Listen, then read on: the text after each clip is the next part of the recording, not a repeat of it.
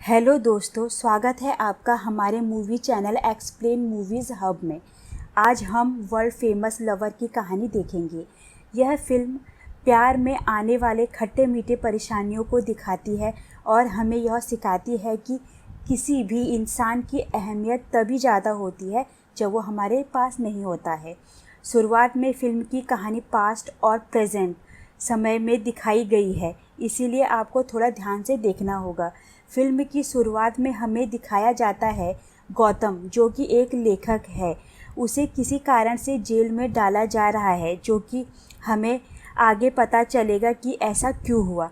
Jail में आने के बाद कहानी थोड़ा पास्ट में जाती है, जहां हम देखते हैं कि गौतम अपनी गर्लफ्रेंड यामिनी के साथ रहता है। यामिनी रोज़ काम पर जाती है, लेकिन वह गौतम के लिए खाना बनाकर जाती है। वहीं गौतम पूरे दिन सिर्फ मस्ती करता है और कामकाज बिल्कुल नहीं करता है, जिसके कारण यामिनी गौतम से परेशान हो जाती है और वह गौतम से अलग होने का फैसला ले लेती है। और यही बात वह गौतम को रोते हुए कहती है। गौतम उसे मनाने की कोशिश करता है, लेकिन यामिनी नहीं मानती और वह अपने पापा के घर चली जाती है।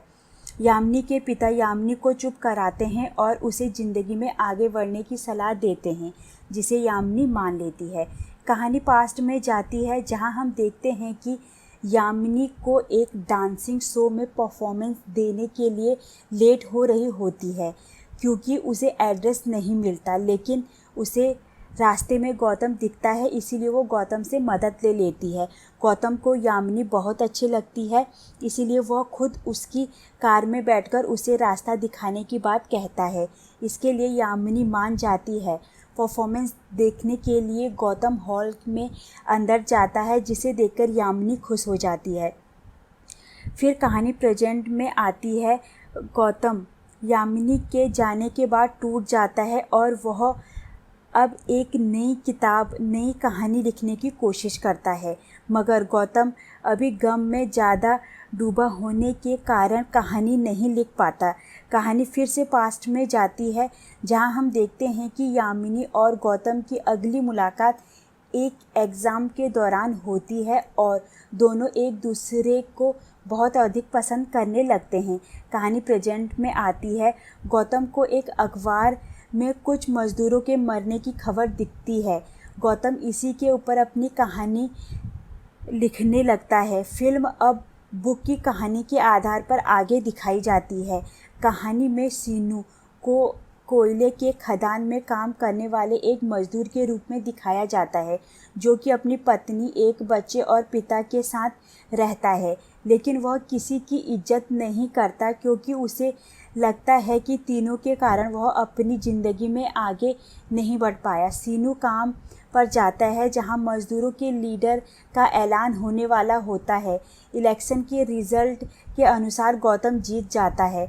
गौतम के अपोजिट में खड़े मज़दूर सीनू की उतनी अच्छी नहीं बनती है। खदान में एक नई मैनेजर आती है, जिसका नाम स्मिता होता है, जो कि सीनू से मिलती है और सीनू उसे देखकर मन ही मन पसंद करने लगता है।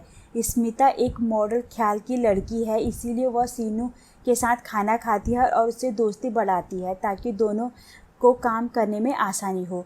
सीनू अब अपने घर पर बिल्कुल ध्यान नहीं देता, इसीलिए इसके कारण सीनू के बच्चे की स्कूल से शिकायत आती है। उसका बच्चा पढ़ाई में कमज़ोर हो गया है, लेकिन उसका दोस्त सीनू अपनी स्वर्णा पत्नी पर लगा देता है। स्मिता सीनू को अपना अच्छा दोस्त मानती है, इसीलिए स्मिता सीनू को एक नए कपड़े दिलाती है, लेकिन वह स्वर्णा देख लेती है और वह इस बात से नाराज़ हो जाती है। अगले दिन स्मिता का जन्मदिन होता है, इसीलिए सीनू स्मिता के लिए एक साड़ी खरीदकर घर लाता है, ताकि वह उसे अगले दिन स्मिता के को दे सके, लेकिन उसे स्वर्णा पहन लेती है। सीनू अब जब साड़ी नहीं मिलती, तो वह खाली हाथ स्मिता के बर्थडे पर बधाई देता है, जिसे स्वर्णा देख लेती है और वह बहुत टूट जाती है। कहानी 6 महीने आगे बढ़ती है, जिसमें स्मिता सीनू को बुलाती है। वह सीनू को बधाई देती है कि उसकी पत्नी यूनिवर्सिटी में टॉप आई है, जिसे सुनकर सीनू चौंक जाता है। इसीलिए वह घर जाता है अपनी पत्नी से पूछने, जहाँ स्वर्णा मॉडल के कपड़े पहन उसका इंतज़ार कर रही होती है। स्वर्णा सीनू को कहती है कि वह एक गंवार नहीं है, लेकिन शादी टूट न जाए इसीलिए उसने उससे झूठ बोला। स्वर्णा के इस प्यार का और त्याग को देखकर सीनू को अपनी गलती का एहसास होता है। कहानी प्रेजेंट में आती है, जहाँ गौतम से मिलने उसका दोस्त आता है जो कि गौतम की किताब को छापता है। वह कहता है कि उसकी कहानी काफ़ी अच्छी है, बस वह अपना ध्यान किताब में लगाकर उसे पूरा करे। कहानी फिर पास्ट में जाती है, जिसमें हमें पता लगता है कि गौतम नौकरी छोड़ते वक्त अपनी पोस्ट यामिनी को दे दी, क्योंकि बॉस यामिनी को निकालने वाले थे, लेकिन गौतम इसके बारे में यामिनी को नहीं बताता और नौकरी छोड़ देता है। कहानी प्रेजेंट में आती है। गौतम फिर से यामिनी को मनाने की कोशिश करता है, लेकिन वह नहीं मानती। अगले सीन में कहानी फिर से पास्ट में जाती है, जिसमें गौतम और यामिनी एक बार फिर मिलते हैं एक इंटरव्यू में, जिसमें दोनों का सिलेक्शन हो जाता है। कहानी प्रेजेंट में आती है। यामिनी के पिता यामिनी को लड़के की फ़ोटो दिखाते हैं, जिसका पता गौतम को जब चलता है तो वह टूट जाता है और गुस्से में उससे एक एक्सीडेंट हो जाता है। कार का मालिक उसे धमकी देता है, लेकिन गौतम वहाँ से भाग जाता है। गौतम इस बात को सोचता है कि अगर वह नौकरी नहीं छोड़ता तो वह पेरिस में मज़े से ज़िंदगी जीता।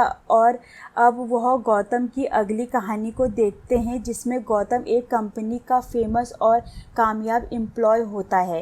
पेरिस में गौतम को एक पायलट लड़की से प्यार हो जाता है, जिसका नाम ईशा होता है।